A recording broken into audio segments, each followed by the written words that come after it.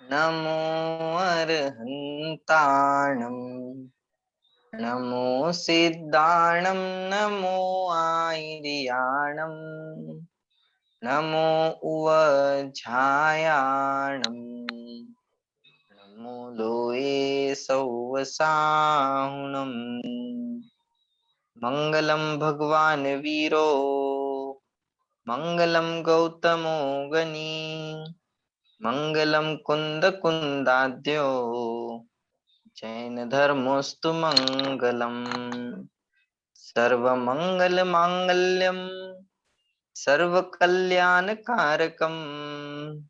प्रधानम सर्वधर्माणां जैनम जयतु शासनम जैनम जयतु शासनम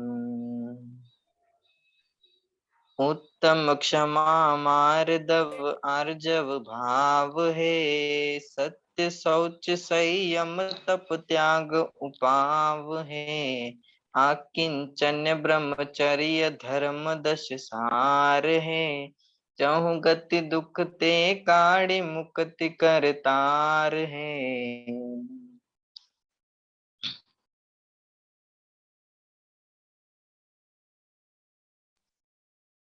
चलिए आगे सभी।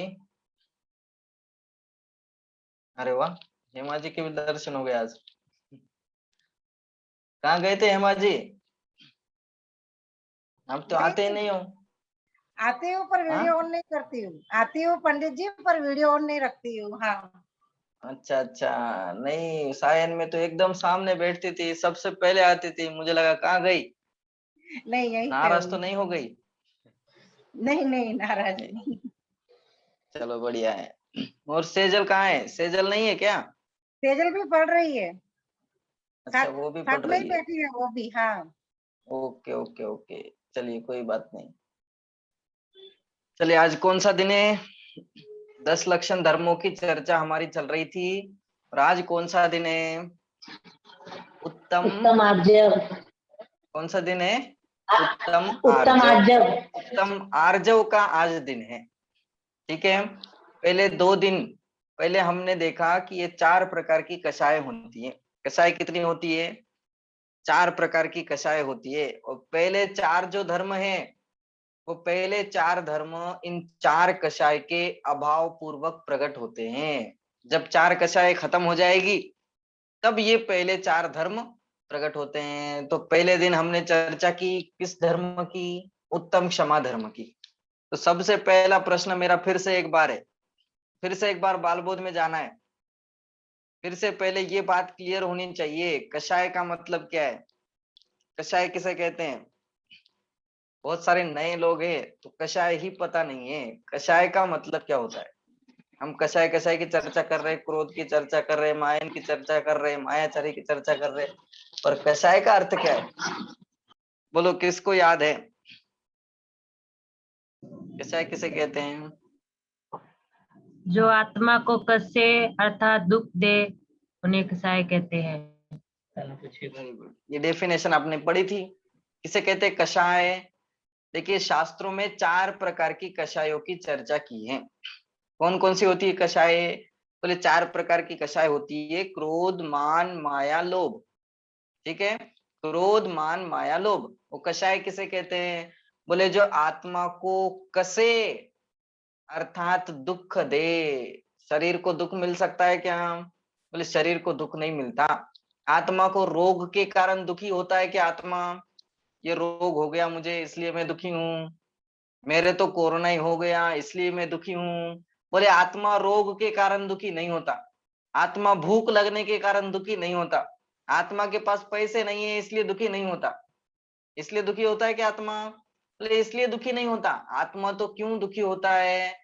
बोले स्वयं के कषायों के कारण दुखी होता है। किसके कारण दुखी होता है? स्वयं के कषायों के कारण दुखी होता है। कषाय कौन कौन सी कषाय किसे कहते हैं? बोले जो आत्मा को कसे अर्थात दुख दे। जो आत्मा को कसे, कसे मतलब जब गुस्सा आता है तो कैसे एकदम ऐसा लगता है कि हमें बांध दिया हो। कसना मतलब, कसना मतलब क्या? कसना मतलब ऐसा लगता है एकदम बांध दिया हो, अब मुझे कुछ सूझ ही नहीं रहा है, तो इसे कहते हैं कसना। और दुख दे, तो आत्मा को जो दुख देती है उसे क्या कहेंगे? कषाय कहेंगे।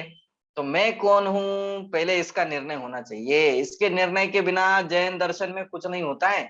जैन दर्शन में नहीं, सारी दुनिया में नहीं, कहीं भी कहीं पर भी चले जाओ आप, जब तक ये निर्णय नहीं होगा कि मैं कौन हूं, तब तक कुछ नहीं हो सकता। तो जब ये पता चल गया मैं तो आत्मा हूं, हमें ये भी पता चलेगा कि मैं दुखी क्यों हूं, इसका भी कारण पता चल जाएगा। और जब तक हमें ये पता ही नहीं चलेगा, जब तक इसको ही हम अपना मानते रहेंगे, बोलेंगे ये रोग हो गया इसलिए मैं दुखी हो गया, बोले ये पैसा नहीं है इसलिए दुखी हो गया, ये खाने पीने में नहीं है इसलिए दुखी हो गया, अरे नींद ही नहीं आ रही है इसलिए दुखी हो गया। तो ये शरीर के कारण तब तक दिखाई देते रहेंगे। कब तक दिखाई देते रहेंगे शरीर के कारण? शरीर दुखी होता है, शरीर शरीर वैसे दुखी नहीं होता है, वो तो उसकी अवस्था है। सुख दुख का अनुभव तो जीव करता है, अनुभव तो जीव को ही होता है, परंतु शरीर की अवस्था के कारण जीव दुखी होता है क्या? बताओ, शरीर की अवस्था के कारण जीव दुखी होता है क्या? शरीर में कितनी बार हमें कुछ लग जाता है, कितनी बार हमें ऐसी फोड़ी फुंसी आ जाती है, और हम कंटिन्यू दुखी रहते हैं क्या? बताओ, कोरोना के काल में कोरोना हुआ है, तो कंटिन्यू दुखी रहते हैं क्या? किसी को भी हुआ होगा, तो कंटिन्यू दुखी रहते हैं क्या? सिर दर्द हो रहा है, कंटिन्यू दुखी रहते हैं क्या? इसका मतलब वो सिर दर्द दुख का कारण नहीं है क्या? सिर दर्द दुख का कारण? बोले सिर दर्द दुख का कारण नहीं है। ये जो कोरोना हुआ, ये कोरोना दुख का कारण है क्या?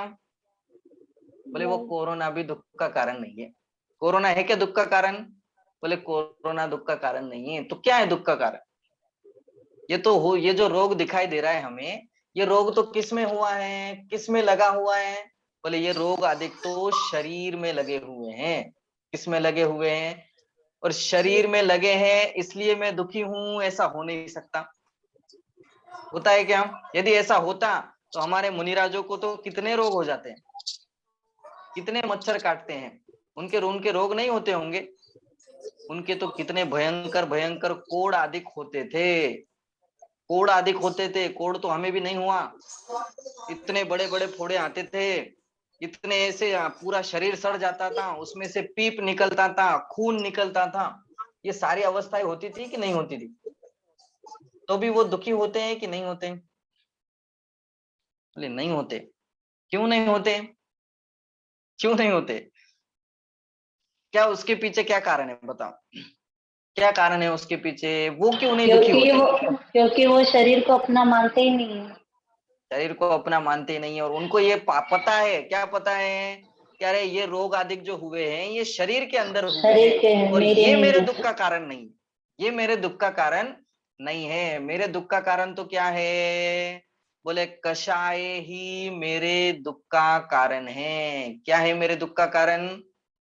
कषाय ही दुख का कारण है। कषाय की डेफिनेशन ही लिखी कि जो आत्मा को कसे अर्थात दुख दे, उसे कषाय कहते हैं। कषाय मतलब जो आत्मा को दुखी करे, जो मुझे दुखी करे। आत्मा को मतलब दूसरे को नहीं, नहीं तो हमें आदत हो गई आत्मा मतलब दूसरे की बात चल रही है, हमें आदत हो गई दूसरे लोगों की बात कर रहे। आत्मा की बात मतलब किसकी बात हो रही है? दूसरे लोगों की बात हो रही है। तो मेरे लिए कह नहीं रहे, मैं तो कौन हूं? मैं तो भूषण हूं। सही है कि नहीं? मैं तो कौन हूं?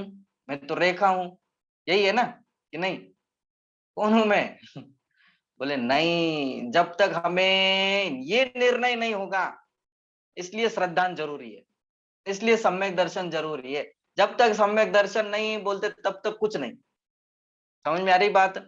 इसलिए धर्म की शुरुआत सम्यक दर्शन से कहिए। सम्यक दर्शन के बिना कुछ नहीं हो सकता, शुरुआत ही नहीं हो सकती। हम बाहर में कितना भी दिखावा करते रहे तो उससे कोई फर्क पड़ने वाला नहीं है। ठीक, तो क्या कही कषायों की डेफिनेशन? बोले जो आत्मा को दुखी करे उसे कषाय कहते हैं। और कितनी होती है? बोले ये 4 प्रकार की कषाय होती है। कौन कौन सी? क्रोध, मान, माया और लोभ, ये 4 प्रकार की कषाय होती है। हम सब ने पढ़ी है, अब जिसने नहीं पढ़ी थोड़ी सी रिवीजन उनके लिए कर रहा हूँ। ओके, हम सबको तो पता ही है कि ये 4 प्रकार की कषाय होती है, क्रोध, मान, माया और लोभ। ये 4 प्रकार की कषाय हम सब ने पढ़ी। क्रोध का मतलब क्या, ये पहले दिन हमने समझ लिया। क्रोध मतलब गुस्सा करना, गुस्से को ही क्रोध कहा जाता है। और क्रोध कषाय के अभाव पूर्वक कौन सी दशा प्रकट होती है? क्रोध कषाय के अभाव पूर्वक उत्तम क्षमा धर्म प्रकट होता है। जब क्रोध कषाय का अभाव होता है तो उत्तम क्षमा धर्म प्रकट होता है। दूसरी कषाय हमने कौन सी पढ़ी? दूसरी कषाय है मान कषाय। दूसरी कषाय मान कषाय। तो बोले जब मान कषाय का अभाव होता है तो कौन सा धर्म प्रकट होता है? मार्दव। बोलो। मार्दव, मार्दव धर्म उत्तम प्रकट मार्दव। होगा। उत्तम मार्दव धर्म प्रकट होता है। जब मान कषाय का अभाव हुआ तो उत्तम मार्दव धर्म प्रकट होता है। और तीसरा, बोले अब तीसरे की चर्चा यहाँ करनी है। मान मतलब घमंड। अब तीसरी कौन सी कषाय है? कौन सी कषाय है तीसरी? तीसरी कषाय का नाम है माया। ये कहाँ अधिक होती है? बोले बंबई में। कहाँ होती है अधिक?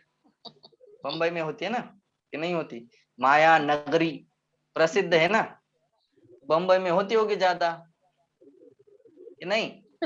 सबके अंदर है वो तो, आ? सबके अंदर है मंजू जी, माया तो। मंजू जी कहाँ होती है? बंबई में होती है कि नहीं होती है? सबके अंदर होती है। हाँ बोले पंडित जी, कषाय वो है अलग है भाई ये। पंडित जी, और ये कषाय, है ना। अच्छा, वो माया अलग है। वो माया कौन सी है? बोले इसको भी माया कहते हैं। ये भी माया है ना, ये रुपया पैसा, इसको भी मोह माया कहते हैं। ये मोह माया है, इसमें नहीं फंसना चाहिए, कहते पंडित हैं जी ना। तो ये अधिक, अभी हाँ हम लोग उनका भी, संजीव जी का भी प्रवचन सुन रहे थे, लेकिन हम लोगों को कैसा याद नहीं रहता है। उन्होंने भी माया का बताया था, दूसरा एक और कुछ उदाहरण भी बताया था, वो भी अच्छा डेफिनेशन बताया उन्होंने। नहीं नहीं ठीक है, अब सब अलग अलग बताते हैं। तो क्या कहा, हाँ, किसे कहते हैं माया? बोले मायाचारी का अर्थ होता है छल कपट करना। मायाचारी का मतलब क्या है? मायाचारी मतलब छल कपट करना। और छल कपट मतलब, छल कपट का अर्थ क्या होता है? छल कपट का अर्थ क्या होगा? माइक बंद करो।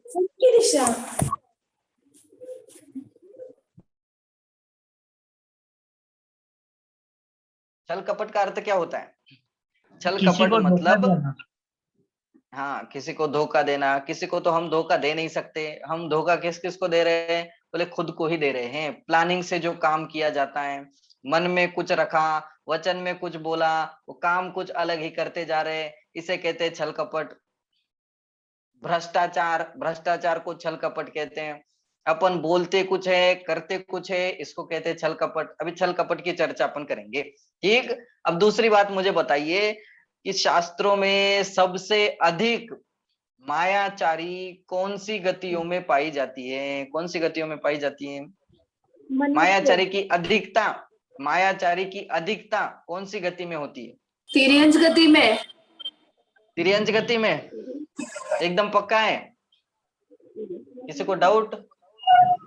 मनुष्य गति में। हाँ, कौन बदल गया? मनुष्य गति में? मनुष्य मनुष्य गति में अधिकता होती है। हाँ, गति में मायाकारी ज्यादा होती है। ओके, मनुष्य और तिर्यंच में होती है। चलिए ठीक है, देखिए फिर से बता रहा हूं, हमने ये 4 बातें पढ़ी थी। 4 कषाय होती है, क्रोध, मान, माया, लोभ। ये 4 कषाय होती है। तो क्रोध कषाय की अधिकता नरक गति में ज्यादा होती है। ये कषाय तो सब जीवों के अंदर पाई जाती है, सब जीवों के अंदर पाई जाती है। कोई ऐसा जीव नहीं है, भगवान को छोड़ करके कोई ऐसा जीव नहीं है जिसके अंदर कषाय नहीं होगी। सब जीवों के अंदर पाई जाती है। पर अधिकता की बात कर रहे हैं, तो क्रोध कषाय की अधिकता देखे तो नरक गति में अधिकता पाई जाती है। वो हर बार 1 सेकंड के लिए भी रुकते नहीं है, वो कंटिन्यू मारकाट उनके अंदर चलती रहती है। 4 लोग शांति से खड़े नहीं हो सकते, इधर ऐसी परिस्थिति बन रही है और वो 4 लोग खड़े रहेंगे तो बोलते शांति से खड़े नहीं रह सकते, एक दूसरे को मारेंगे ही, कंटिन्यू उनके अंदर क्रोध कषाय चलती रहती है, इसने मुझे ऐसा किया, उसने मुझे ऐसा किया, और ये मार काट कंटिन्यू चलती रहती है। इसका मतलब क्रोध कषाय की अधिकता, क्रोध तो चारों गतियों के जीवों में है, परंतु अधिकता की बात करें तो किसमें है, तिर्यंच नरक गति के अंदर पाई जाती है। दूसरा कषाय, दूसरी कषाय है मान कषाय। मान कषाय किसमें अधिक पाई जाती है, बोले मान कषाय की अधिकता मनुष्य गति में पाई जाती है। मनुष्य गति के जीवों में बहुत मान होता है, बहुत घमंड होता है। हम अपने आप को भले ही घमंडी समझे नहीं समझे उससे कोई मतलब नहीं है, पर अपने आप को असल में झांक करके देखना तो हमें पता चलेगा। हमारी एक एक क्रिया को देखना तो हमारी एक एक क्रिया से हमें पता चलेगा कि हम सच में घमंडी है कि नहीं है, हमारे अंदर सच में घमंड आ रहा है कि नहीं है, ये सारी बातें हमें पता चलेगी। ठीक, तो दूसरी कषाय है मान कषाय, और मान कषाय की अधिकता मनुष्य गति में पाई जाती है। तीसरी कषाय मायाचारी, माया कषाय। माया कषाय कौन से जीवों में होती है ज्यादा, त्रियंच गति में। माया कषाय तिर्यंच गति के जीवों में पाई जाती है। और चौथी कषाय लोभ है, तो लोभ किसे होता है अधिक, बोले हम लोग तो भी कम लोभी होते हैं, तिर्यंचों को कुछ अकल नहीं होती है, मतलब वो उसको समझते नहीं है। लोभ तो उनके अंदर भी होता है, नारकियों को लड़ने से फुर्सत नहीं है, तो उनके अंदर तो लोभ है पर कम मात्रा में होता है। और सबसे अधिक लोभ तो देव गति के जीवों में पाया जाता है। तो ये चारों प्रकार की कषायें चार गति के जीवों में अधिक रूप से पाई जाती है। ठीक, और अगला प्रश्न, अब सबसे ज्यादा दुख कौन सी गति में है, मुझे ये बताना है। सबसे ज्यादा दुख कौन सी गति में हमें दिखाई देता है, मनुष्य में है, तिर्यंच में, नरक में, कि देवों के अंदर है, कौन सी गति में सबसे अधिक दुख की मात्रा है, दुख? नरक गति। नरक गति, चारों गतियों में अधिक है। है, लेकिन सबसे ज्यादा नरक गति व सुख तो सबसे है ही ज्यादा है। तो मनुष्य गति में। सबसे ज्यादा कौन सी गति में है, मनुष्य गति में। मनुष्य गति में। मनुष्य गति में सबसे ज्यादा दुख है, चारों गति में दुख है, मनुष्य गति में ही नहीं। नहीं, चारों गति में दुख है, पर अधिकता किस गति में है, सबसे अधिक दुख हमें किस गति में दिखाई देता है, इस गति में बहुत ज्यादा दुख है, त्रियंच में। तिर्यंच में। पंडित जी नरक गति। कैसे नरक गति पंडित जी, क्योंकि उनको नरक गति, पंचेंद्रिय की ऐसा पूरा तो ये नहीं होता ना, अनुभव नहीं होता, कुछ ना कुछ एक कमी रहती है, तो बार बार जन्म मरण भी होता है, तो वहां पे दुख ज्यादा है। वहां पे दुख ज्यादा है। चलो ठीक है, और किसी को कुछ बोलना है, कौन से गति में सबसे ज्यादा दुख होता है, बोलो? नरक गति। नरक गति, हमें देखने पर तो यही दिखाई देव देता है गति कि में ज्यादा नरक होता है ना गति पंडित में, जी, हाँ? देव गति में मायाचारी ज्यादा चलती है तो। नहीं, मायाचारी तो तिर्यंच में ज्यादा होती है। क्या कहा, नहीं, कौन सी गति में सबसे ज्यादा दुख होता है? बोध में नहीं, पंडित जी। देव गति में, देव नरक गति में गति नहीं, ना, नरक नहीं, गति। हमें दिखाई तो ऐसे ही दे रहा है कि नरक में अरे तिल तिल करे देह के खंड, असुर भिड़ावे दुष्ट प्रचंड, कि शरीर के टुकड़े टुकड़े टुकड़े टुकड़े कर दिए जाते हैं। और क्या क्या करते हैं, बोले इतनी गर्मी पड़ती है कि लोहे का गोला सुमेरु पर्वत जितना डालने पर भी पूरा पिघल जाए, इतनी ठंडी पड़ती है कि पूरा इतना बड़ा लोहे का गोला डाल दे तो भी गल जाए, इतनी ठंडी पड़ रही है। वहां की नदी कैसी होती है, खाने को कुछ नहीं मिलता है, पीने को कुछ नहीं मिलता है। तिर्यंचों में तो मिल रहा है ना, तिर्यंचों में खाने पीने को तो मिल रहा है, इतनी गर्मी सर्दी तो सहन नहीं करनी पड़ती। निगोद बोल सकते। हाँ, बोले क्या कहा कि तिर्यंचों को तो, तिर्यंचों में निगोद भी तो आता है ना। निगोदिया जीव किस में आते हैं, जो एकेंद्रिय जीव होते हैं वो किस में आते हैं, बोले ये तिर्यंच में आते हैं, तिर्यंच गति में आते हैं। तो नारकियों से ज्यादा दुख किसे होगा, बोले नारकियों से ज्यादा वेदना किसे होगी, कि बोले निगोदिया जीवों की होती है।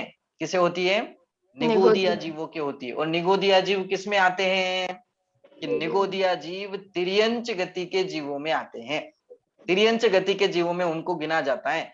वो साधारण वनस्पति जिसे हम कहते हैं, आलू के अंदर रहने वाले जीव, प्याज के अंदर रहने वाले जीव, बहुत अधिकतर उनको भी त्रस कह देते हैं, परंतु इतने सूक्ष्म सूक्ष्म जीव वो सारे के सारे निगोदिया जीव हैं।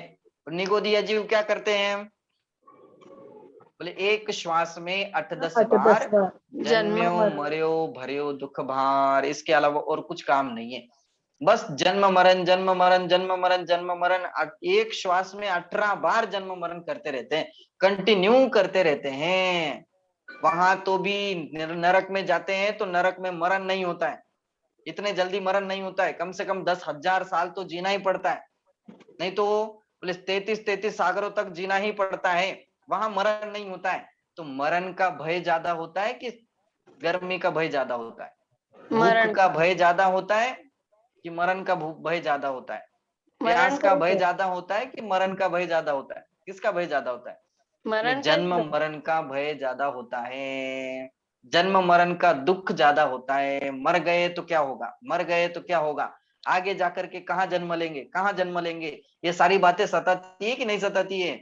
तो इसका मतलब तिर्यंच गति में सबसे अधिक दुख की मात्रा होती है, और वो भी निगोदिया जीवों के अंदर, बाकी में नहीं। निगोदिया जीवों के अंदर दुख की मात्रा सबसे अधिक होती है, नरक से भी अधिक। नरक से भी सबसे खतरनाक दुख यदि कहीं मिलता हो तो वो तिर्यंच गति में मिलता है। और ऐसी भयानक निगोदिया अवस्था में हमने कितने साल बिताए, कितने साल तक रहे हम वहां? बोले काल अनंत निगोद मजार, कि निगोद में कितने साल तक रहे? कि अनंत काल तक रहे। और ऐसा क्या काम किया हमने कि वहां जाना पड़ा हमें? ऐसा क्या काम किया हमने? ऐसी क्या अवस्था, ऐसी कौन से परिणाम हमने किए कि जिसके कारण तिर्यंच गति की प्राप्ति होती है? तो आचार्य उमा स्वामी देव क्या लिखते हैं तत्वार सूत्र में? हाँ, मिथ्यात्व भी होता है ना निगोद में जाने का कारण? नहीं, मिथ्यात्व तो सब जगह होता ही है, सब जगह मिथ्यात्व तो है ही है, मिथ्यात्व है इसलिए चारों गतियों में भ्रमण चल रहा है। परंतु कुछ कुछ मुख्य मुख्य बातें कही है। आचार्य उमा स्वामी देव तत्वार सूत्र में लिखते हैं, यदि निगोद में जाता है, यदि तिर्यंच गति में जन्म लेता है तो क्या कारण बताया वहां? बोले माया तिर्यग्योनस्य, मतलब कि मायाचारी तिर्यंच गति का कारण है। किसका कारण है? तिर्यंच गति का कारण है। और सबसे ज्यादा दुख किसमें है? बोले तिर्यंच गति में है। और ये आर्जव धर्म हमें क्या सिखाता है? ये 3 नंबर का धर्म है। अब धर्म की चर्चा हमें करनी है, अब धर्म के ऊपर हमें देखना है कि आर्जव धर्म हमें ये सिखाता है कि मायाचारी नहीं करना चाहिए, मायाचारी के अभाव पूर्वक ये आर्जव धर्म की प्राप्ति होती है। और मायाचारी किसमें अधिक पाई जाती है? तिर्यंचों में तो पाई जाती है। शास्त्रों में और एक बात लिखी, क्या बात लिखी? स्त्रियों में इसमें ज्यादा पाई जाती है, स्त्रियों के अंदर ज्यादा पाई जाती है। तो हमें अपने अंदर झांक करके देखना है, अपने आप को बुरा नहीं लगाना है, अरे अरे क्या बता रहे हमें, हमें मुंह पर बोल रहे मायाचारी लोग। पर्याय में अब हाँ, पर्याय है, तो हमें ये इसको बाहर निकालना है। ये जो मायाचारी कही है ये हमारे अंदर नहीं रहनी चाहिए, ये मायाचारी के परिणाम हमारे अंदर कंटिन्यू नहीं रहने चाहिए। अब ये क्या होते हैं, इसका क्या स्वरूप है, और आर्जव धर्म का क्या स्वरूप है, ये हम पूजन की लाइन पढ़ करके समझेंगे। ठीक है, तो सभी पूजन की लाइनें निकालेंगे एक साथ। आज हमने जो सुबह पूजन की, उस पूजन की लाइनों में बहुत सुंदर तरीके से आर्जव धर्म का स्वरूप समझाया गया। जैसे कल हमने मार्दव का स्वरूप समझा था। मार्दव का अर्थ क्या था? मार्दव मतलब मृदुता, मार्दव मतलब सरल स्वभावी, मार्दव मतलब सरल स्वभावी। अब मान चलता है, घमंड चलता है तो स्वभाव में विकृति आती है, स्वभाव में एकदम फूल जाता है आदमी। और जब ये मान घमंड नहीं होगा तो क्या होगा? बोले सरलता आएगी, एकदम सहजता आएगी। तो इस सरलता को ही मार्दव कहते हैं। और उसी सरलता को जब हम मायाचारी कषाय के अभाव में देखते हैं, माया कषाय की ओर से देखते हैं, तो उसे आर्जव कह दिया जाता है। क्या कह दिया जाता है? आर्जव कह दिया जाता है। तो ये सबके सब चारित्र गुण की पर्याय ना, चारित्र गुण की पर्याय है। ये तो एक ही गुण की सारी पर्याय हैं। आत्मा के अंदर तो एक फ्लो चल रहा है। कौन सा फ्लो चल रहा है? आत्मा का स्वभाव क्या है? कि आत्मा का स्वभाव तो सरल रहना है। क्या स्वभाव है आत्मा का? सरल रहना स्वभाव है। मायाचारी करना स्वभाव है क्या? बोले ये स्वभाव नहीं है। क्रोध करना स्वभाव है क्या? ये स्वभाव नहीं है। तो क्रोध के अभाव पूर्वक जो क्षमा हुई, वो क्षमा बोले वो भी चारित्र गुण की पर्याय है। वो मार्दव, वो भी चारित्र गुण की पर्याय है। और ये सारी की सारी बातें एक साथ ही अंतरंग में चल रही है, एक साथ ही प्रकट होने वाली है। ये अलग अलग दिन प्रकट होती है ऐसा नहीं है। भले ही हम अलग अलग दिन इसकी चर्चा करते हो, आज क्षमा की, कल मार्दव की, कल परसों आर्जव की, भले ही चर्चा की अपेक्षा से हम अलग अलग दिन करते हो, पर ये सारी के सारे धर्म मुनि राजों के जीवन में एक साथ प्रकट होते हैं। ये चारित्र गुण की निर्मल पर्याय है और ये एक साथ उनके जीवन में होती है। क्षमापना भी उनके जीवन में होता है। मान नहीं है इसका मतलब मार्दवपना भी उनके जीवन में है। मायाचारी वो करते नहीं है इसका मतलब आर्जवपना भी उनके जीवन में है। लोभ तो किसी चीज का बचा ही नहीं है, तो लोभ बचा नहीं है इसका मतलब शौच धर्म भी उनके जीवन में है। बाकी के बचे हुए जो 5 धर्म है वो 5 कषाय के अभाव पूर्वक प्रकट होते हैं। तो चोरी नहीं है, झूठ बोलना नहीं है, हिंसा नहीं है, कुशील नहीं है, परिग्रह नहीं है, ये कुछ भी नहीं है उनके जीवन में। तो नहीं है मतलब आज कुशील नहीं है, परसों परिग्रह नहीं है, तरसों ब्रह्मचर्य नहीं है, ऐसा है क्या? ऐसा तो नहीं है। ये सारी की सारी बातें एक साथ उनके जीवन में होती हैं। तो ये शुद्धता ये नहीं है तो है क्या अंदर? बोले निर्मलता है, शुद्धता है, स्वाभाविकता है। स्वभाव से देखने पर एकदम शुद्धता हमें दिखाई देती है। ठीक है, ऐसे ही सेम टू सेम आर्जव धर्म की चर्चा करते हुए पंडित ध्यानत राय जी पूजन में क्या लिखते हैं? सभी बोलेंगे एक साथ। क्या पढ़े हमने पूजन?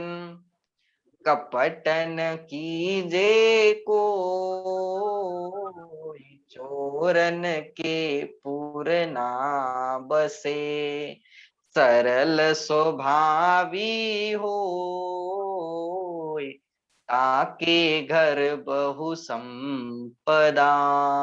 किसके घर होती है बहु संपदा? किसके घर होती है संपदा? कपट न कीजे कोई, कपट न कीजिए कोई, कपट नहीं करना चाहिए। कोई मतलब किसी को भी, किसी को भी कपट नहीं करना चाहिए। क्यों नहीं करना चाहिए? बोले चोरन के पुर ना बसे। चोरन के पुर, पुर मतलब घर, चोर लोगों के कोई घर नहीं होते हैं। बताओ चोरों के घर देखे आपने कभी? कैसा होता है चोरों का घर? देखा है किसी ने कि नहीं देखा?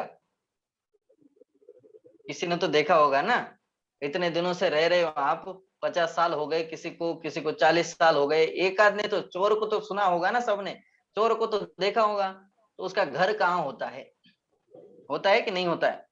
कि बोले चोरन के पुर ना बसे, कि उनके घर नहीं बसते, उनके घर का कोई ठिकाना नहीं होता है। वो कभी इधर रहते कभी उधर रहते, कभी इधर रहते कभी उधर लेकिन चले अभी जाएंगे। तो अभी यहाँ अभी तो रहेंगे। ऐसा युग है कि चोरी मस्त है, खुलेआम है ना सब अभी तो। नहीं नहीं नहीं नहीं, कौन से चोर मस्त है? कौन से चोर मस्त घूम रहे? हाँ? अभी तो कितना है, कितना सुनते हैं अपन रोज, जो खुलेआम सब कर रहे, गलतियां कर रहे, कानून पकड़ रहा है फिर भी। नहीं नहीं वो तो है ही, नहीं वो तो है ही। अब खुलेआम हो रहा है वो ठीक है, अभी हो रहा है तो हो रहा है, उसमें क्या कर सकते हैं। पर यहाँ तो बात क्या कह रहे हैं कि चोरन के पुर ना बसे, मतलब चोरों के कहीं घर नहीं बसते हैं, चोरों के कभी घर नहीं होते हैं। वो कभी जगह बदलते रहते हैं। यदि एक जगह पर टिकेंगे, बोले एक जगह पर टिक जाएंगे तो क्या हो जाएगा? मार खाएंगे, पुलिस वाले उठा करके लेके जाएंगे। और कुछ हो सकता है क्या? बोले और कुछ नहीं हो सकता। ठीक, तो ऐसे ही सेम टू सेम कसाईयों के, कपटी लोगों के घर भी नहीं बसते। कपटी लोगों के भी घर नहीं बसते। क्यों नहीं बसते? आपने देखा होगा, हर एक घर में जाकर के देखो, टूट रहे कि नहीं टूट रहे, अलग अलग हो रहे कि नहीं हो रहे, क्यों अलग अलग हो रहे, क्या कारण बनता है बताओ। झगड़ा हो गया, गुस्सा हो गया, मान हो गया, क्या हुआ, यही कारण बना ना। किसके कारण, पैसों के कारण हुआ कुछ, पैसों के कारण नहीं हुआ, उसके अंदर मायाचारी चलती थी। अरे ये ऐसा नहीं करता है, वो वैसा नहीं करता है, इसको ऐसा करना चाहिए, और इसने ऐसा नहीं किया तो मैं इसको ऐसे फंसा दूंगा। चलता है कि नहीं चलता है।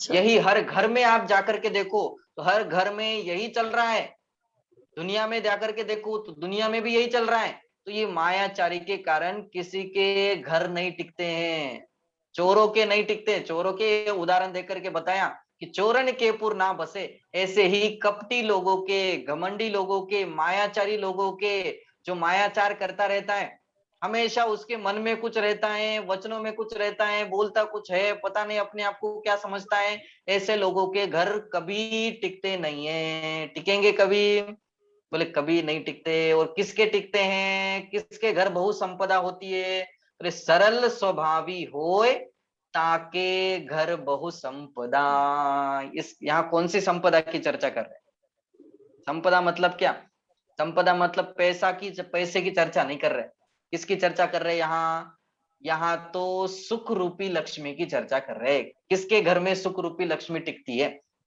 किसके घर में रहेगा सुख, किसके घर में रहेगी शांति, जिसके घर में ज्यादा पैसा है उसके घर में, किसके घर में रहती है ज्यादा शांति, कौन आराम से रहता है, कि बोले सरल स्वभावी, जो सरल स्वभावी हो, जिसको किसी से कुछ मतलब नहीं हो, जो मायाचारी नहीं करता हूं, जो घमंड नहीं करता हूं, जो क्रोध नहीं करता हूं, जिसके अंदर से ये कषाय निकल गई हो, वो सरल स्वभावी है।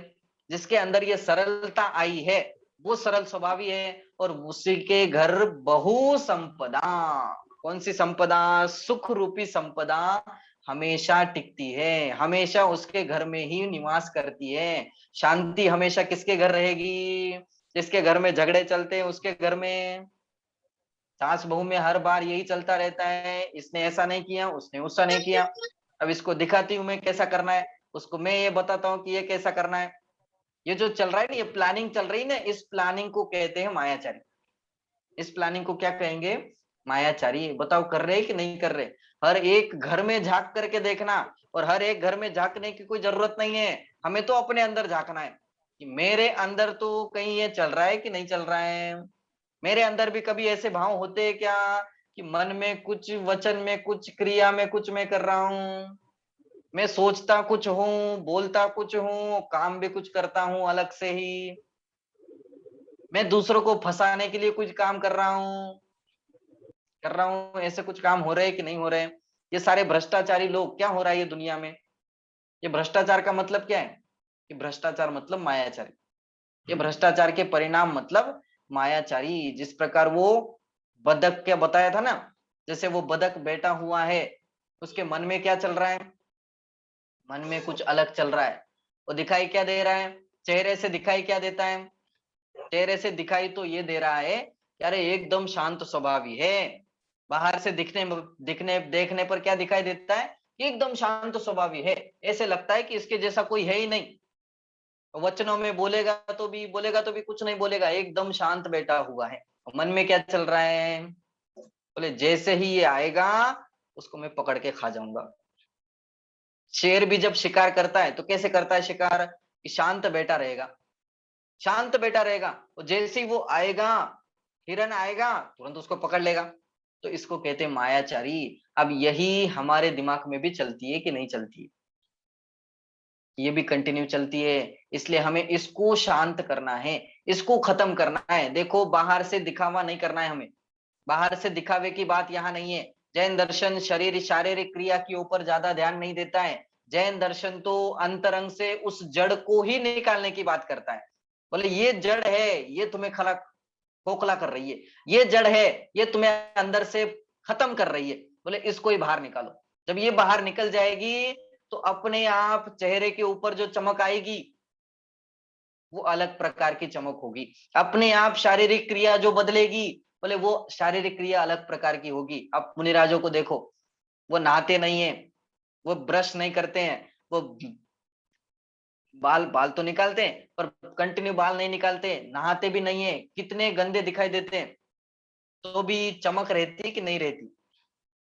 चमक होती है कि नहीं होती है? क्यों? और हम रोज नहाते हैं, क्या क्या लगाते हैं, कभी पाउडर लगाया, कभी साबुन लगाए, क्या क्या करते हैं, तो भी जैसे के तैसे। क्यों?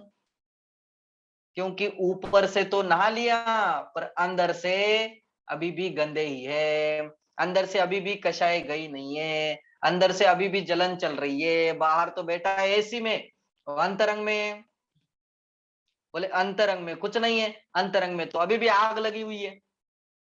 अंतरंग में क्या हो रहा है? अभी भी आग लगी हुई है। तो बाहर से एसी और अंतरंग में आग, क्या चाहिए हमें? बाहर में एसी चाहिए कि अंतरंग में शांति चाहिए? क्या चाहिए? कि बोले अंतरंग में शांति चाहिए। तो अंतरंग में शांति चाहिए तो बाहर से साफ करते रहेंगे तो कुछ नहीं होगा, अंतरंग से ही सफाई चाहिए, तब जाकर के शांति मिट सकती है। समझ में आ रही बात? तो क्या कहा कि बोले ये चोरन के पुर ना बसे और सरल स्वभावी होए, ताके घर बहु संपदा, उनके घर में ही सुख शांति का निवास होता है। आगे की लाइनें, उत्तम आर्जव रीति बखानी, रंचक दगा बहुत दुखदानी। उत्तम आर्जव क्या है? उत्तम आर्जव की रीति, रीति मतलब रीति नीति, नीति क्या है? उत्तम आर्जव कैसे काम करता है, उत्तम आर्जव की क्या पहचान है, क्या है उसकी नीति, कैसे हम उसको पहचानेंगे? बोले रंचक दगा बहुत दुखदानी, किंचित मात्र भी दगा यदि हम किसी को देते हैं, किंचित मात्र भी दगा देने की भावना हमारे अंदर होती है, तो बोले बहुत दुखदानी है, बहुत दुखदायक है। किसके लिए? उसके लिए कि हमारे लिए? किसके लिए दुखदायक है? बोले दूसरे के लिए नहीं। यदि हम दूसरे को हम ऐसा समझते हो कि हमने उसको दगा दे दिया, हमने इसको धोखा दे दिया, हमने इसको फंसा दिया, तो कहते तुमने नहीं फंसाया उसे तो फंसाने की बात दूर, तुम उसे फंसा भी नहीं सकते हो। तुमने तो किसे फंसाया? बोले अपने आप को ही फंसाया। हम अपने आप को ऐसा समझने लगते हैं कि अरे मैंने मायाचरी की, मैंने ऐसी प्लानिंग की और मैंने ऐसे प्लानिंग की तो वो देखो ऐसा फंस गया। वो बात सुनाते ना संजीव जी भाई साहब, क्या सुनाते? एक आदमी था गांव का, आ गया मुंबई। क्या किया? मुंबई आया, मुंबई आते से इतनी लंबी लंबी लंबी लंबी बिल्डिंग देखने लगा। अब लंबी लंबी बिल्डिंग देखने लगा और देख करके गिनने लगा। क्या गिनने लगा? 1 2 3 4 ऐसे 50 मंजिली 100 मंजिली ये सारी बिल्डिंगें देख करके गिनने लगा। उधर से एक पुलिस वाला आया। क्या बोलता है पुलिस वाला? बोले क्या कर रहा है तू? बोलते कुछ नहीं है, इतनी बड़ी बड़ी बड़ी बड़ी बिल्डिंग है, उसको गिन रहा था ये कितनी मंजिलें है। बोलते ला 10-10 रुपए के हिसाब से, तूने जितनी गिनी है उसके 10-10 रुपए के हिसाब से पैसे लगेंगे। मतलब कि यहाँ गिनने के भी पैसे लगते हैं। क्या लगता है? एक एक बिल्डिंग के जितने तूने गिने हैं वहां गिनने के भी पैसे लगते हैं। उसने क्या किया? माइक बंद करो, माइक बार बार ऑन मत करो, दूसरे को आवाज नहीं पहुंचता है। तो क्या किया उसने? बोले अरे कितनी गिनी थी तुमने? बोले मैंने अभी 15 ही गिनी है। कितनी गिनी है? 15 ही गिनी है। बोले ला 150 रुपए, तो 150 रुपए पकड़ा दिए। फिर गया जिसके घर जाना था उसके घर, मुंबई में जिसके घर जाना था उसके घर पहुंच गया और उसके दोस्त को जाकर के बोलता है अरे मैंने तो उसको बेवकूफ बनाया। क्या बनाया? मैंने तो उसको उस पुलिस वाले को बेवकूफ बना दिया। क्या बेवकूफ बनाया? बोलते मैंने तो गिनी थी 25। कितनी गिनी थी? मैंने तो गिनी थी 25 और मैंने उसको बताई 15 ही गिनी। तो बताओ कौन कौन बेवकूफ बना? वो बना कि तुम बन गए? कौन बना बेवकूफ? बोले वो तो नहीं बना, हम खुद ही बेवकूफ बन गए, हम खुद ही दगेबाज हो गए। ऐसे ही यहाँ जो जो ऐसा सोचता है कि मैं इसको कैसे फंसाऊं, मैं इसको ऐसे फंसाऊंगा, मैं इसको ऐसे फंसाऊंगा, मुझे इसको कैसे परेशान करना है, तो ये प्लानिंग के साथ जो काम किया जाता है उसे दगा कहते हैं। और ये रंच मात्र भी दगा बहुत दुखदायक है, बहुत दुख देने वाला है। आगे की लाइन देखिए, करी मन में हो सो वचन उचरिए, वचन हो ये सो तन सो करिए। अब क्या कहा इसमें, ये उत्तम आर्जव की डेफिनेशन बता रहे हैं। क्या है आर्जव की डेफिनेशन, किसे कहते हैं उत्तम आर्जव, क्या होता है आर्जव धर्म?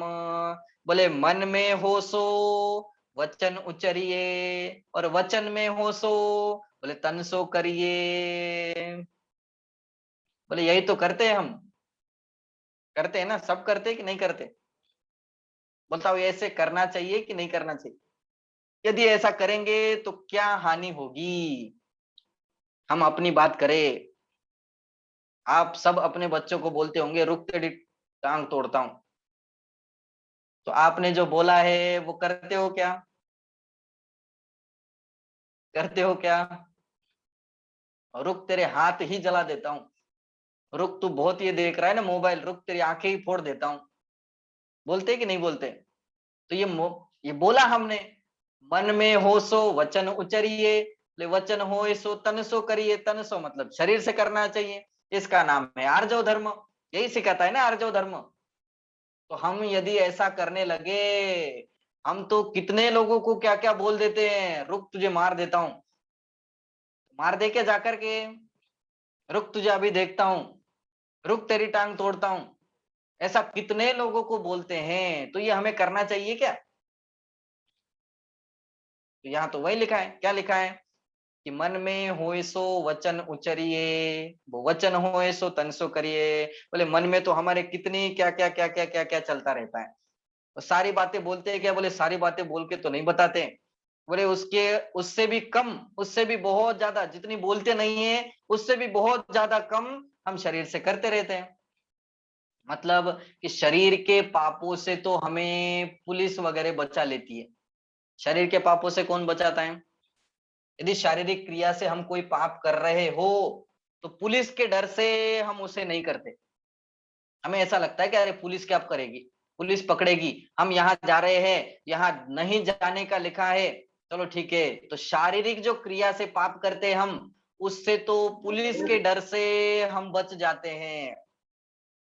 बोले वचनों से, जो वचनों से जो पाप हो रहा है, वचनों में जो बोलते जाते हैं, तो बोलने का भी हम कंट्रोल कर सकते हैं। क्यों? क्योंकि ऐसे वचन कहीं निकल ना जाए जिसके कारण समाज वाले मुझे बुरा कहे। समाज वाले भी तो बुरा कह सकते हैं ना, कहीं जहां हम रहते हैं वहां के लोग हमें बुरा कहें। तो वचनों के पाप से, समाज वालों के डर से हम बच सकते हैं। शरीर के पाप से, बोले पुलिस वगैरह के डर से हम बच सकते हैं। बोले मन से जो पाप कर रहे हैं उससे कौन बचाएगा? उसके डर से माने उस पापों से कौन बचाएगा हमें? बोले कोई नहीं बचाएगा, उससे तो हम खुद ही राजा हैं, उससे हम नहीं बच सकते। हम कितना भी सोचते रहे, कितना भी सोचते रहे, कौन क्या कहने वाला है, मन में ही चल रहा है ना इसका। बोले इससे पाप से कौन बचाएगा? तो शारीरिक पाप ज्यादा खतरनाक है, वचनिक पाप ज्यादा खतरनाक है, कि मन में जो चल रहा है वो ज्यादा खतरनाक है? कौन सा ज्यादा खतरनाक है? मन में जो चल बोले रहा है वो।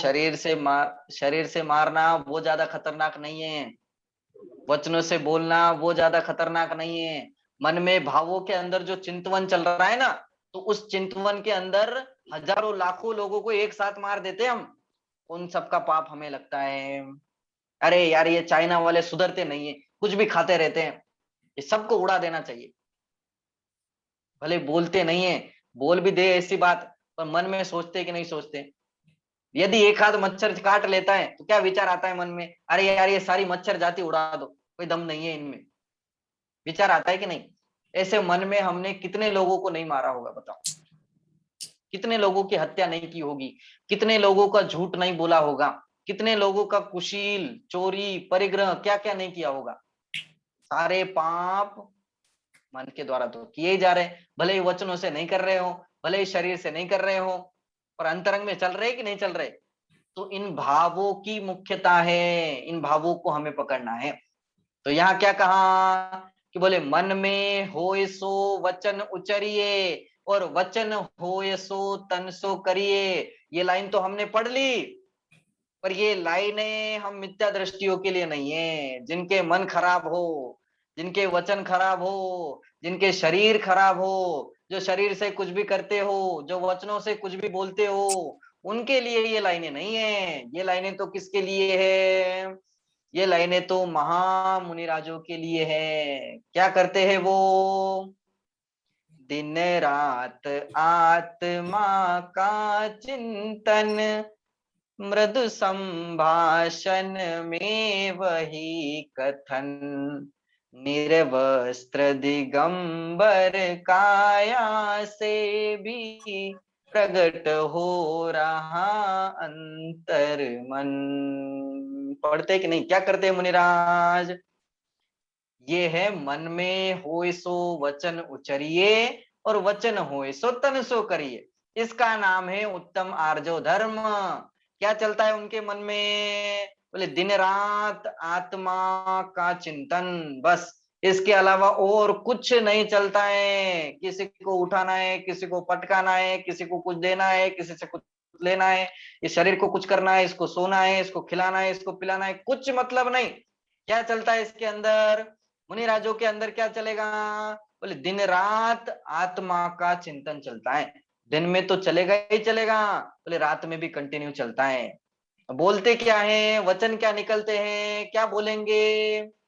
बोले बोलते समय भी मृदु संभाषण में वही कथन।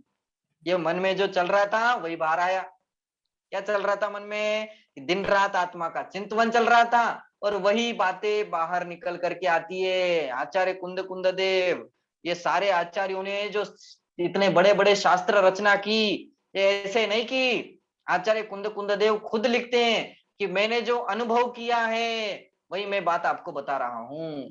यदि आप समयसार पढ़ोगे तो पूरी आत्मा ऐसी क्लियर हो जाएगी कि आत्मा का क्या स्वरूप है, आत्मा कैसे दिखाई देती है, एकदम क्लियर हो जाएगी। दूसरी कोई बात आपको दिखाई नहीं देगी। कुछ ऐसा समझ में ही नहीं आएगा कि इसके अलावा भी कुछ और है। तो इसका मतलब क्या? उनके अंदर क्या चल रहा है? बोले दिन रात आत्मा का चिंतन, मृदु संभाषण, संभाषण में वही कथन, और निर्वस्त्र दिगंबर काया से भी प्रकट हो रहा अंतर मन। क्या प्रकट हो रहा है? शरीर से भी क्या प्रकट हो रहा है? बोले अंतर मन ही प्रकट हो रहा है। इसका मतलब जो अंतरंग में चलता है वही वो बोलते हैं। यदि हम उनके पास चले जाएंगे तो गप्पे नहीं सुनाएंगे, कोई चमत्कारिक बातें नहीं बताएंगे।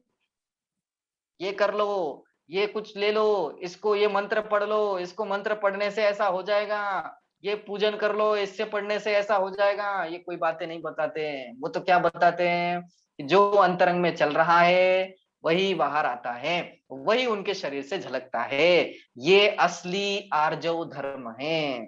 अब हमारे अंदर हो सकता है कि नहीं हो सकता? अब हम क्या करें? ये तो आपने मुनिराजों की बात कह दी, ये तो पंचम गुण स्थानवर्ती की बात कह दी, ये तो सम्यक दृष्टियों की बात कह दी। सम्यक दृष्टियों के भी ऐसा ही होता है, जितनी उनके कषायों का अभाव है उतना उतना आर्जव धर्म उनके अंदर है। अनंतानुबंधी चली गई, इसका मतलब उतने आर्जव धर्म उनके अंदर प्रकट हो गया। ठीक, पंचम गुणस्थानवर्ती के अनंतानुबंधी अप्रत्याख्यानावरण चला गया, इसका मतलब उतना आर्जव धर्म उनके अंदर प्रकट हो गया। अब हमारे लिए क्या है? ये आर्जव धर्म हमारे लिए है कि उनके लिए है? बोले उनने तो धारण कर लिया, उनके लिए नहीं है, उनके लिए नहीं आते हैं, उनको तो ये प्रकट हो चुका है। अब जिसको प्रकट नहीं हुआ है उनके लिए आते हैं। अब हमें प्रकट करना है कि नहीं करना है ये हमें पता चलना चाहिए। मेरी आत्मा का स्वभाव तो, मेरा स्वभाव तो मायाचारी करना नहीं है, सरलता से रहना ये मेरा स्वभाव है। ये मायाचारी वगैरह ये तो विभाव भाव है, और ये थोड़े समय के लिए आते हैं फिर खत्म हो जाते हैं। और हमें यदि उसमें मजा आता हो तो समझना स्वभाव को छोड़ करके विभाव में मजे ले रहे हैं, और ये अपनी आत्मा के साथ मायाचारी है। ये तुमने मायाचारी की, ये दूसरे के साथ नहीं की, ये दूसरे को ठगा नहीं, हमने अपने आप को ही ठगा, हमने खुद को ही ठग लिया। दूसरे को तो ठग ही नहीं सकते। किसको ठगा हमने? खुद को ही ठगा। क्यों ठगा? क्योंकि मायाचारी की ना, तो मायाचारी मतलब अपने को छोड़ करके दूसरे को देखने लग गए, दूसरे को फंसाने में लग गए। बोले खुद तो स्वयं फंसे हुए है ही, और दूसरों को कैसे फंसाना है इसमें लग गए। ये मायाचारी है।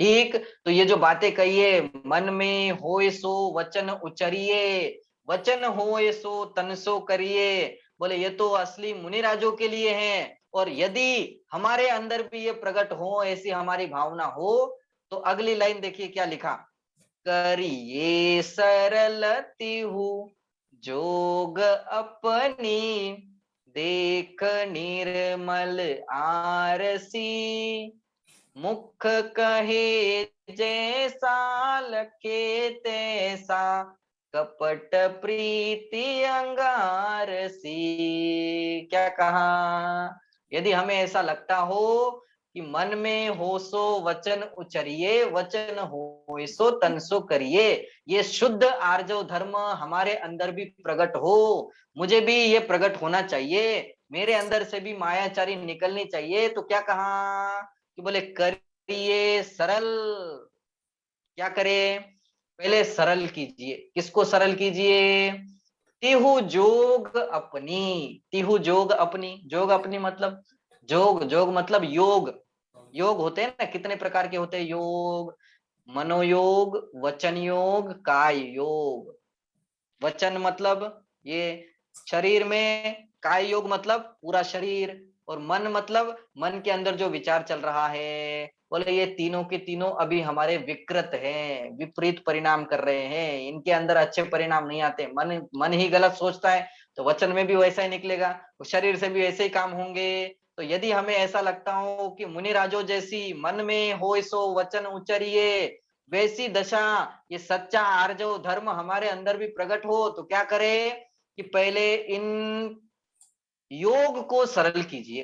किसको सरल कीजिए, सरल कीजिए मतलब, सरल कीजिए मतलब जिनवानी के अनुसार। क्या करे सरल करने के लिए, क्या करे, जिनवानी के अनुसार पहले तो स्वाध्याय करे, वस्तु का स्वरूप समझे, मैं कौन हूं, पर कौन हूं, इसका विचार करे, तत्व ज्ञान करे, वस्तु का स्वरूप क्या है, वस्तु का स्वरूप कहता क्या है, असली जो दिखाई देता है बोले वो वैसा है नहीं, उसके अंदर क्या छिपा हुआ है, वो क्या उसके अंदर कैसे है, ये क्या कैसे परिवर्तन होता है, ये करता धरता कौन है इसका, पहले इसका विचार करे।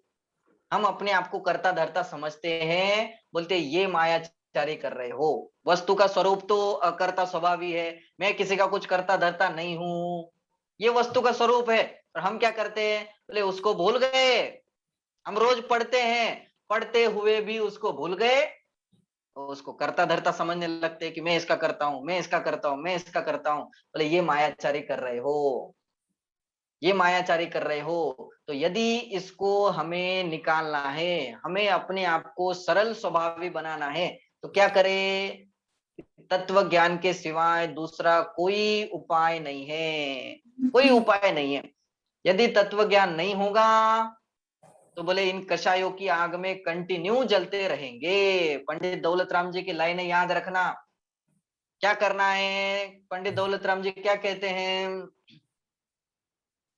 क्या कहते हैं, क्या लाइनें लिखी उन्होंने, यह राग आग दहे सदा, ताते समामृत से ये, चिर भजे विषय कषाय अब तो, त्याग निज पद दे ये। मतलब कि अभी तक तो हम कषायों की आग में ही जलते रहे, अब यदि हमें ऐसा लगता हो कि हमें भी इस संसार भव से पार लगना है, तो क्या करें, ताते जिनवर कथित तत्व अभ्यास करीजे, संशय विभ्रम मोह त्याग आपो लख लीजे, यह मानुष पर्याय सुकुल सुनि वो जिनवानी, यह विधि गए न मिले सुमनि जो उदधि समानी। क्या करें, यदि हमें ऐसा लगता हो कि अरे अनंत बार मुनि पर्याय धारण की, मुनि पर्याय धारण करके भी कुछ फायदा नहीं हुआ, यदि हमें ऐसा लगता हो कि हमने कोटि जन्म तप तपे, करोड़ों जन्मों तक तप किया, तो भी कोई फायदा नहीं हुआ। ये सब करने से भी परिणाम निर्मल नहीं हुए, हमारे अंदर सरलता उत्पन्न नहीं हुई, उत्तम आर्जव धर्म प्रकट नहीं हुआ। तो इसके लिए क्या करे? बोले ताते, ताते मतलब इसलिए जिनवर कथित अभ्यास करीजे। किसका अभ्यास कीजिए? कि जिनवर के द्वारा कहे गए जिन वचनों का अभ्यास कीजिए। यदि अपने आप को सरल बनाना चाहते हो, यदि अपने आप में से कषायों का अभाव करना चाहते हो, तो क्या कीजिए? डायरेक्ट मुनिव्रत धारण करे क्या? मुनिव्रत धारण नहीं करना है अभी। क्या नहीं करना है? अभी डायरेक्ट मुनिव्रत धारण नहीं करना है। ऐसे मुनिव्रत तो अनंत बार धारण कर लिए। तो सबसे पहले तत्व ज्ञान कीजिए, ज्ञान लीजिए। जब तक ज्ञान नहीं होगा तब तक श्रद्धा नहीं बदलेगा, जब तक श्रद्धा नहीं बदलेगा तब तक चारित्र नहीं सुधरेगा, तब तक कुछ सुधार नहीं हो सकता है। इसलिए सबसे पहले जिनवर के द्वारा कथित तत्व का अभ्यास कीजिए। और किसका नाश कीजिए? बोले संशय विभ्रम मोह त्याग आपो लख लीजिए। ये बात बार बार ध्यान में रखनी है। और क्या करना है कि संशय का, विपर्यय का और अनध्यवसाय का नाश करके अपने आप को लख लीजिए। लख लीजिए मतलब अपने आप को देखना है पहले, उसके बिना काम नहीं चलता है। यही से शुरुआत होती है। बार बार यही बात बता रहा हूं, क्योंकि इसके अलावा कुछ है ही नहीं। जिसको अपने आप की खबर नहीं है वो क्या कर सकता है? क्या करेगा? क्या बताओ? जिसको पता ही नहीं है कि मैं कौन हूं, जिसको यही भान नहीं है मैं कौन हूं, मैं कहाँ पड़ा हुआ हूं, यही पता नहीं है, तो वो आगे कुछ नहीं कर सकता। उसकी सारी क्रियाएं मतलब मायाचारी। किसके साथ? दूसरे के साथ नहीं, खुद के साथ। किसके साथ मायाचारी? दूसरे के साथ नहीं। दूसरे के साथ तो मायाचारी कर ही नहीं सकते। जिसको ये भान नहीं है कि मैं जीव हूं, बोलते उसकी सारी क्रियाएं खुद के साथ ही मायाचारी है। वो खुद को भूल करके माने अपने आप को, खुद को ही फंसाने की कोशिश कर रहा है। किसको फंसाने की कोशिश कर रहा है? खुद को ही फंसा रहा है। कैसे फंसा रहा है? बोले इधर उधर के काम करता है। कौन फंसता जाता है? बोले खुद ही फंसता जा रहा है। फंसता जा रहा है कि नहीं जा रहा है?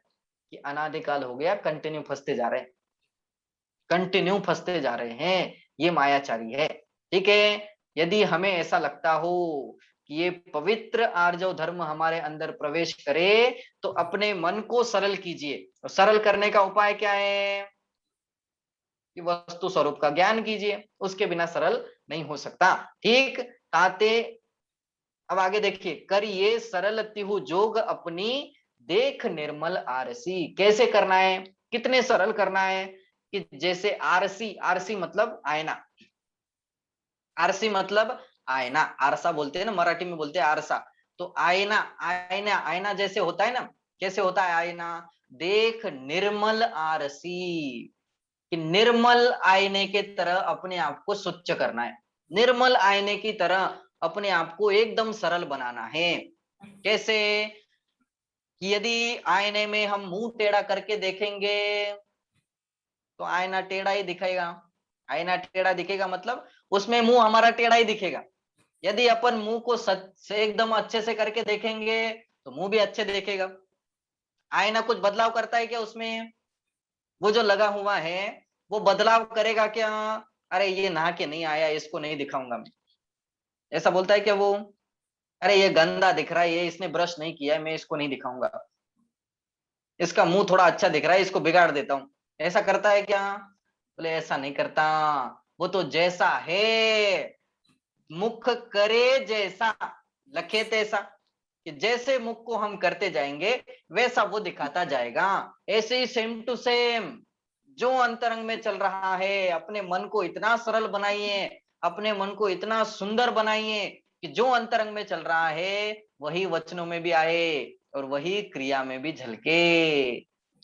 इतना किसको सुंदर बनाना है? अब बोलो, शरीर को बनाना है क्या? इसको तो बहुत बनाया, बनाया कि नहीं बनाया? इसके ऊपर तो बहुत क्या क्या फांस दिया। क्या फायदा हुआ? क्या फायदा हुआ?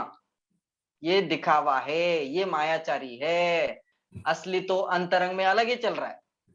बाहर से सजाते जा रहे, बाहर से सजाते जा रहे, संवारते जा रहे, अंतरंग में, बोले अंतरंग तो इतना खराब है, असली असली लोग देखना आप, सामने से दिखते तो ऐसे सुंदर, और सामने वाले दुकान में जाकर के फूकने लगेंगे, ऐसा लगता भी नहीं है मुंह से कि ये फूकता हूं, दिखने तो ऐसा दिखाई देता है, और जाकर के पीने लग जाएंगे।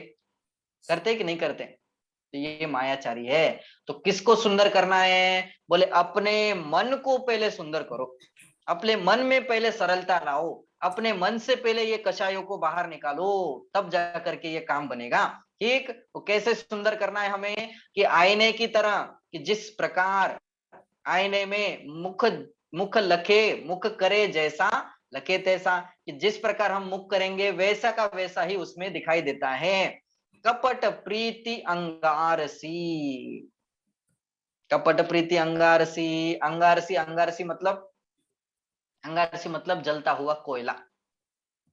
अब कपटी लोगों से प्रीति, मायाचारी लोगों से प्रीति, प्रीति मतलब उनके साथ दोस्ती करना, उनके साथ रहना।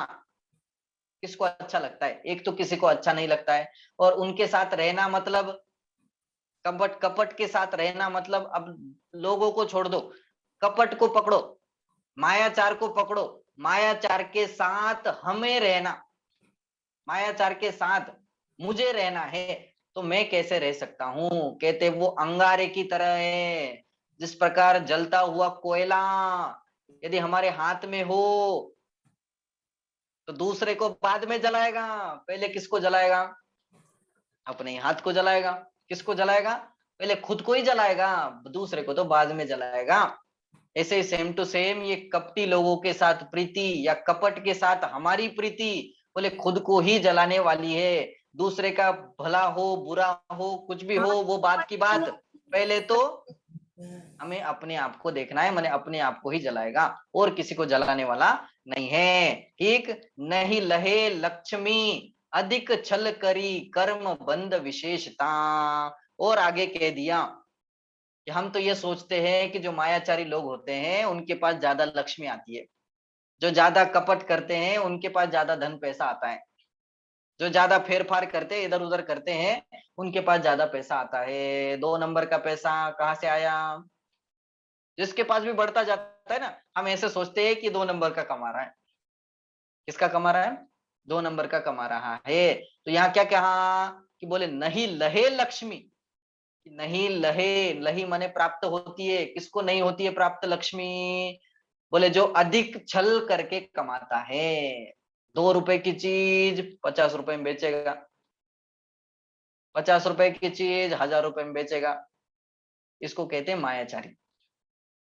दूध में क्या क्या मिक्स करके बेचेगा, घी में क्या क्या मिक्स करके बेचेगा, आप बाहर जाकर देखो तो यही चल रहा है, इसको कहते हैं मायाचारी। तो बोलते ये मायाचारी से कमाया हुआ धन अधिक देर तक टिकता नहीं है। असल में तो सच्चाई, सच्चाई क्या है कि सबको अपने अपने पुण्य कर्म के अनुसार ही भोगने को मिलता है, ये सच्चाई है। जिसका जितना जितना पुण्य कर्म का उदय होगा उसको उतना उतना भोगने को मिलेगा, ये सच्चाई है। और पाप कर्म का उदय आएगा तो सारे करोड़पति भी रोड़पति होते हुए ज्यादा देर नहीं लगती है। तो सारे करोड़पति बने किसके कारण? पुण्य के उदय के कारण।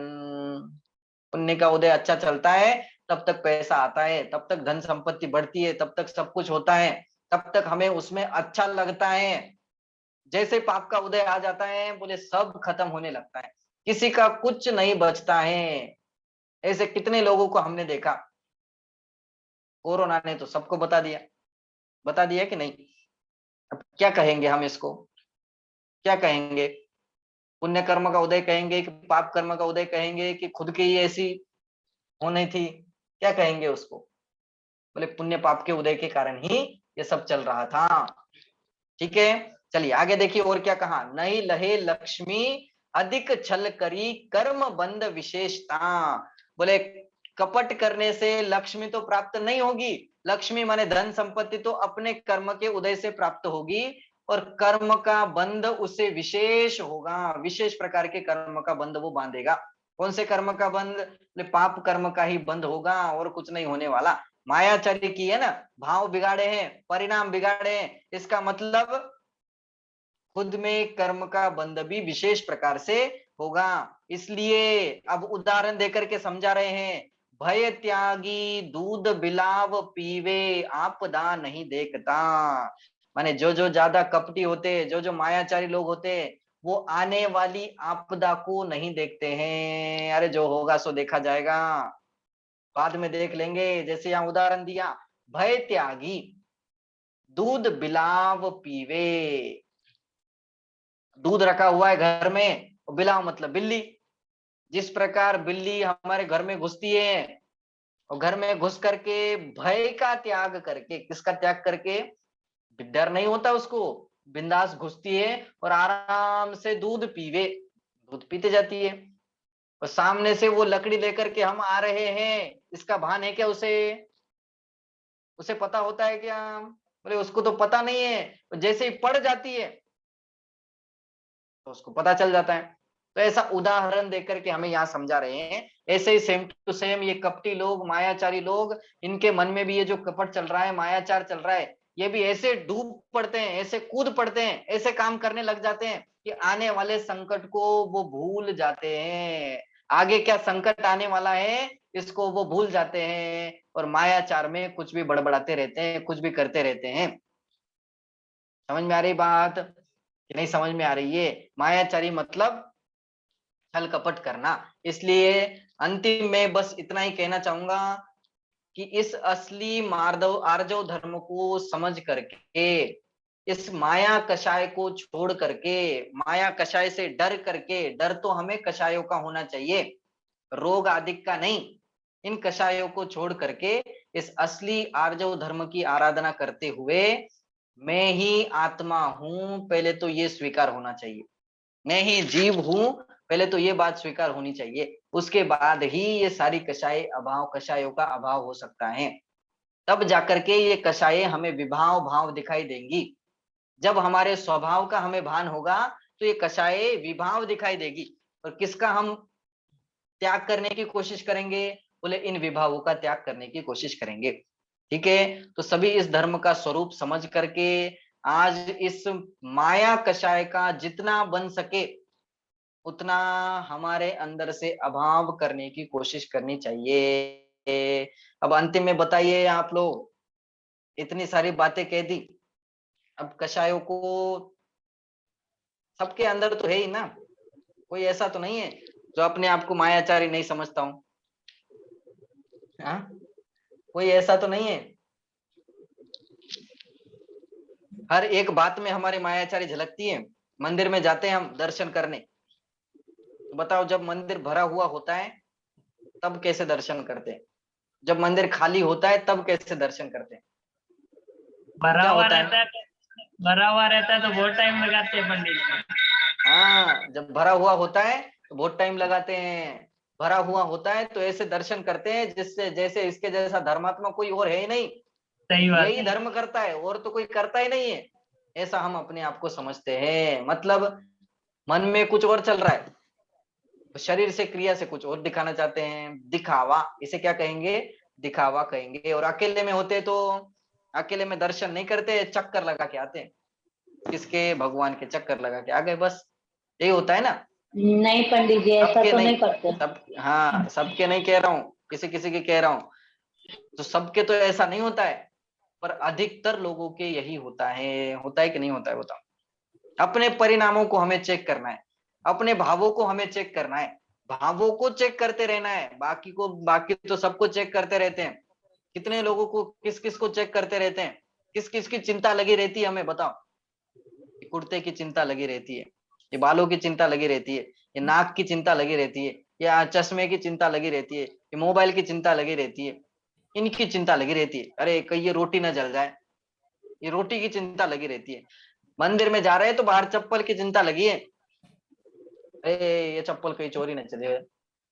चिंता किस किस की लगी है? कि इन सब बातों की चिंता लगी है, पर कभी अपने परिणामों की चिंता की? अरे मेरे परिणाम कहीं बिगड़ तो नहीं रहे, कहीं मेरे परिणाम खराब तो नहीं हो रहे? मेरे परिणाम यदि बिगड़ जाएंगे तो क्या हानि हो जाएगी? क्या हानि हो जाएगी? परिणाम से ही बंध है और मोक्ष भी परिणाम से, कि मुझे कर्म का बंध हो जाएगा। कर्म का बंध होता है तो क्या होता है? बोले संसार मिलता है, दुख मिलता है, अनंत आकुलताएं मिलती है। तो किसके कारण ये मिलती है आकुलताएं, किसके कारण दुख मिलता है? बोले परिणाम के बिगड़ने से, परिणाम के सुधरने से। बोले परिणाम से ही मोक्ष है, परिणाम के सुधरने से मोक्ष मिलता है। तो असली चिंता तो हमें कषायों की नहीं करना चाहिए, असली चिंता तो इन जड़ वस्तुओं की नहीं होनी चाहिए, असली चिंता तो हमें अपने परिणामों की करना चाहिए कि कहीं परिणाम मेरे नहीं बिगड़ जाए। यदि एक परिणाम बिगड़ गया तो क्या हालत होती है? रावण को देखो, क्या हालत हुई उसकी। भले बाद में जाकर के बनेंगे वो तीर्थंकर परमात्मा, और अभी क्या हालत हुई। भले एक सीता को गलत नजरिए से देख लिया, अब बाहर जाकर के देखो, जरा अपने आप को झांक करके देखो, तो हम तो रावण है कि रावण से बड़े हैं, कि रावण के पिताजी है, बोले उससे भी खतरनाक है। उसके अंदर तो एक ही चल रही थी, हमारे अंदर तो कितनी चल रही है, सारी कषाय चल रही है, सारी कषायों के अंदर हम जल रहे हैं। उसका बुरा मात्र मान कषाय के कारण हो सकता है, तो हमारे अंदर तो कितनी कषाय चल रही है, तो हमारा कौन सा अच्छा होने वाला है। इसलिए कषायों से किसी का अच्छा नहीं होता है, किसी कषायों से सबका बुरा ही होता है।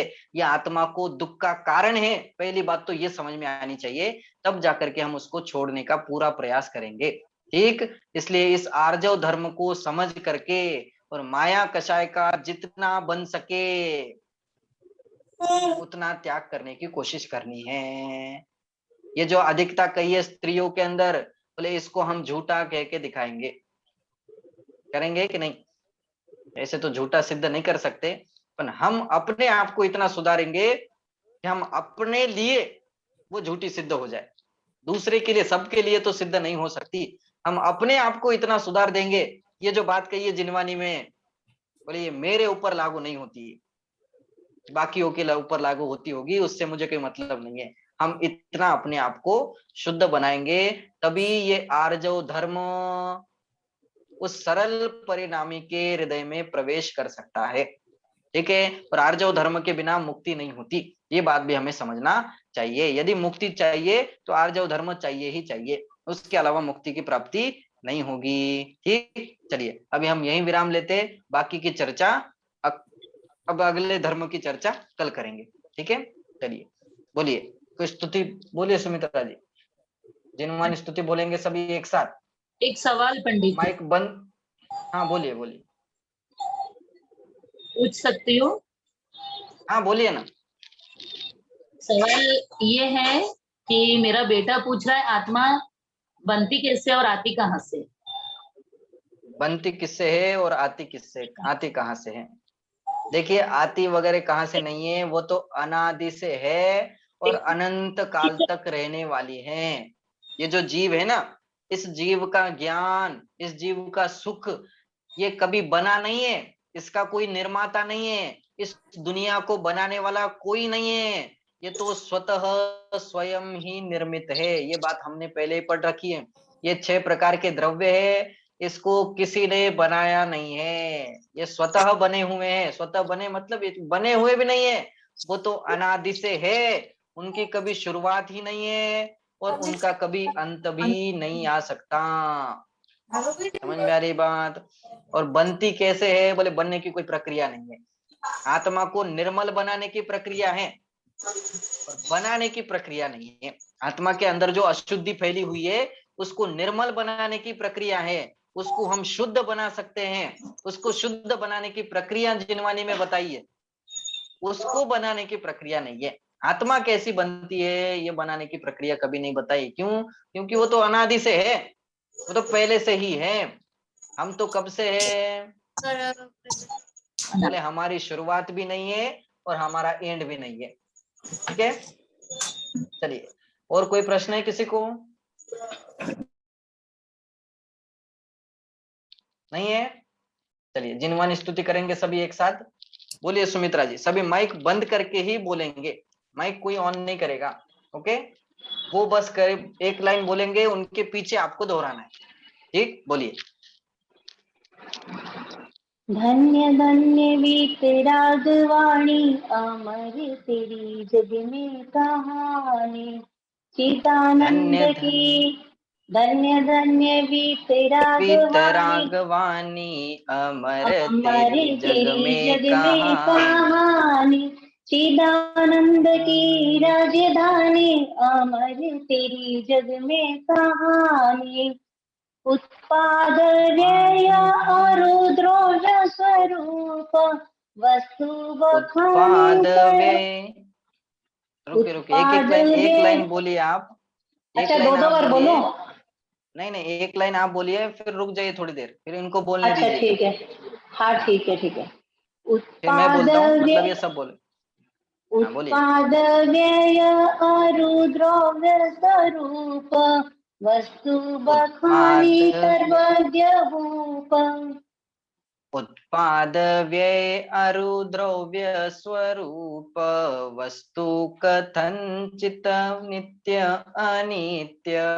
बोलिए। शाद वाद तेरी निशानी अमर तेरी जग में कहानी।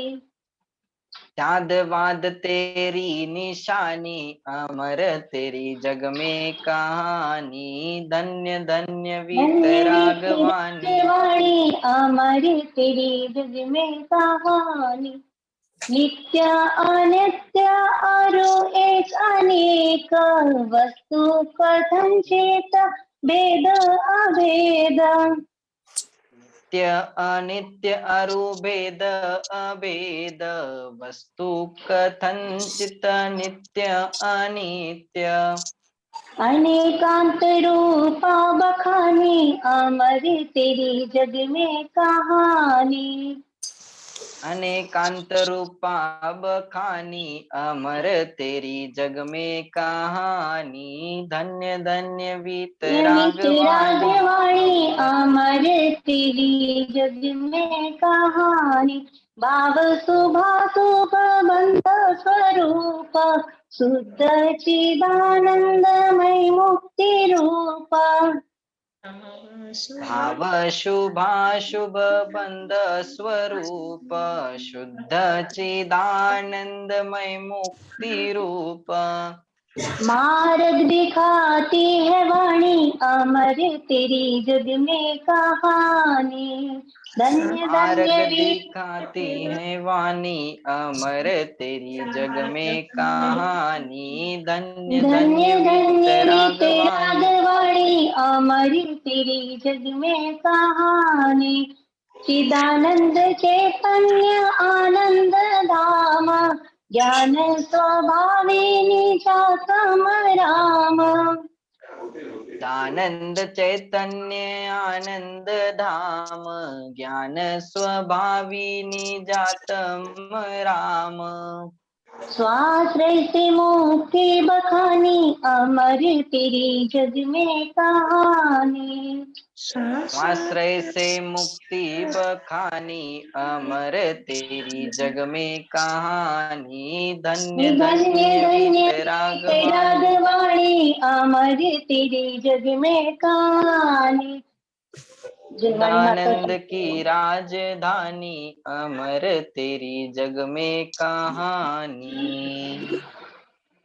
जावानी के ज्ञान से सूझे लोकालोक तो वाणी मस्तक नमो सदा देत हूँ ढोक सदा देत हूँ ढोक।